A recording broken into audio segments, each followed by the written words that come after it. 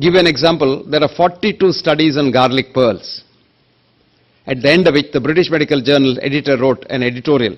Garlic is good for cooking, but not for as a medicine. So I wrote to her, Fiona, you have not done any studies on garlic. What you have done studies is garlic pearls. Good boy. What you have done is, sulfhydryl group. So you take the SH group and make the garlic into a pearl. So it's good for the germs for their health in the toilet. It will go directly out as nothing. I wrote to her, if you want to do studies on garlic, you must have garlic, take it in the mouth, munch it for half a minute, 2 minutes, then it becomes the alanine in garlic gets mixed with the trypsin in the saliva and becomes allicin, and allicin is a medicine. So some young scientists in Tata Institute of Fundamental Research caught up with this paper, and they did something phenomenal. Brahmi, Brahmi ek patta?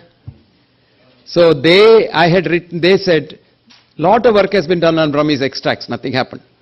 These boys made a chutney out of Brahmi, which my grandmother used to do before I went for the exam, and she used to give it. It was good for memory, she used to say. When I went to the medical school and got my degree and all, I thought, my grandmother is a bloody fool. What does she know about it? That's what we think, the Western thoughts. Anyway, these boys did that and fed a group of rats. Within 6 months, the rats became so brilliant, they could get out of any maze. They killed the rat, and what they found was the hippocampus major, the area of the brain which is for memory.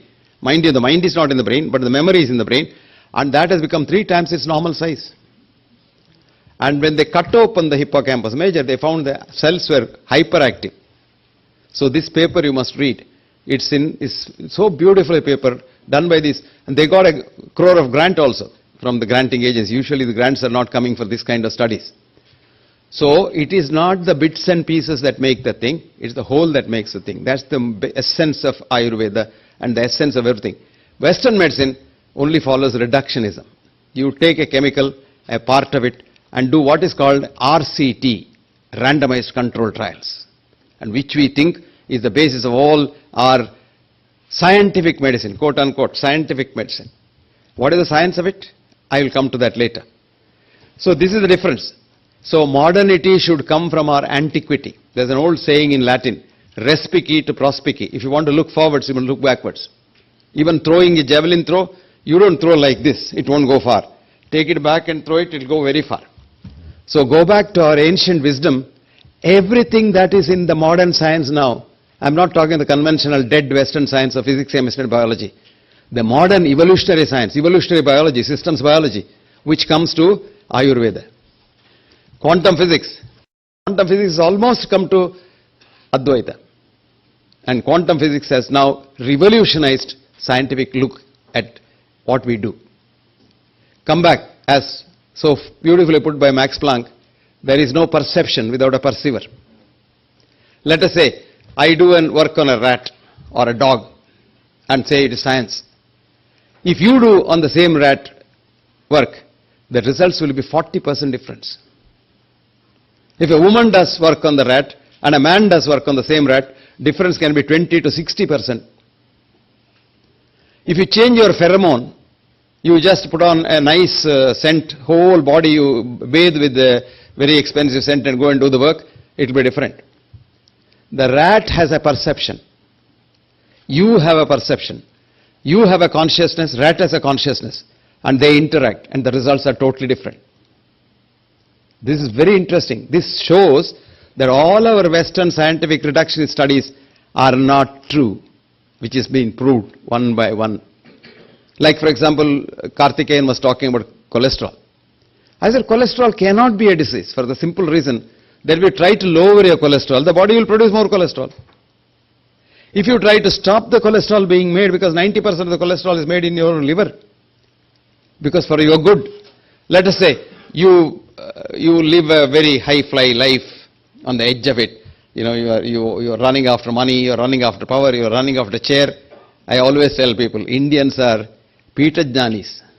They may not be Jnana Pitas, but they are Pita Jnanis. They know how to sit in the chair and how to get someone out of the chair and occupy the chair. Now come to that level of what is happening now is, we run a life which is full of stress. I want to destroy somebody. I want to take him off that chair and sit there.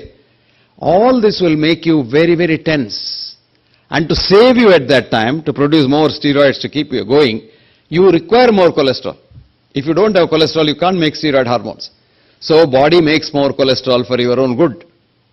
Otherwise, what you eat, whether you eat grass or you eat beef every 3 times a day, it doesn't matter, because 10% of the cholesterol comes from the food. Actually, in 1960, late 60s, we had a BBC big debate on cholesterol. There was one lady, she had a big diary. She gave a challenge to everybody on the television. She said, whatever is your cholesterol level, come to me. I'll give you milk in the morning, milk in the afternoon, milk at night, and get your cholesterol down. At that time, I thought she was foolish, but now I know she is right, because if you feed more cholesterol from outside, your body will produce less cholesterol. See, that's what's called the body's intelligence. Now anyway, I'm very happy that recently, not recently, 3 years ago, the American government, the USDA, which once in 5 years it gives its pronouncement, saying that cholesterol is not a disease, so you must eat better and you must eat more. And they said eggs, bacon and ham are probably the ideal breakfast rather than eating all that junk that you have today. Now this U-turn came after millions of people have suffered from cholesterol lowering drugs. So let us not in the first place ape everything that is the Western one and think it is modern, and then you call it as a modern science.